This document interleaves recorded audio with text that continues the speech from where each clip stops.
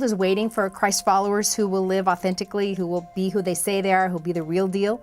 But the world is waiting for people who will decide they're going to fight evil courageously.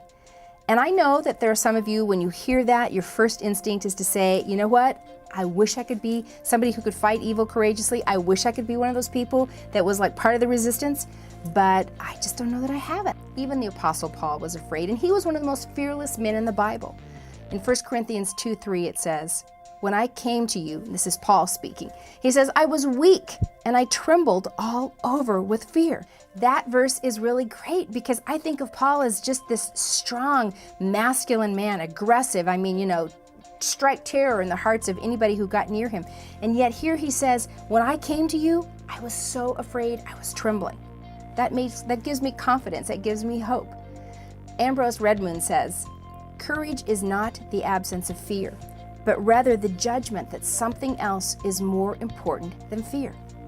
I love that because it tells me that yes, it's okay to be afraid, and that to be courageous doesn't mean that you're not afraid or that you're not anxious or that you're not worried about something. It just means you've decided that something else is more important.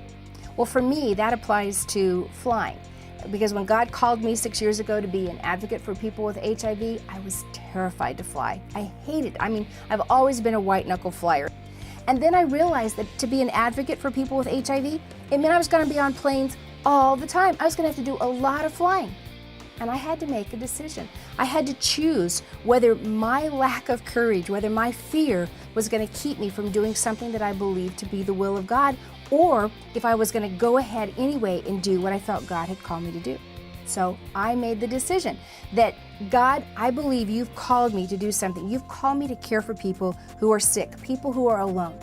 And if that means that I fly and my worst fears come true, my worst fear that I die on a plane happens, then so be it. Because loving you, God, and serving you is more important than anything I'm afraid of. So now I fly, and I fly all the time. And it's really interesting because God keeps putting me on smaller and smaller planes. I used to fly, I would only fly in the great big planes.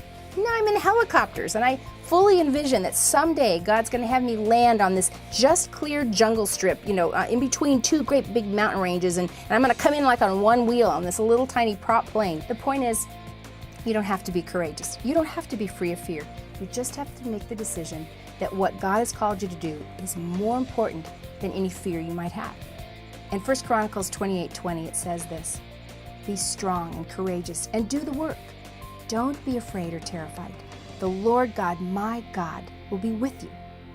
He is with me, and he'll be with you.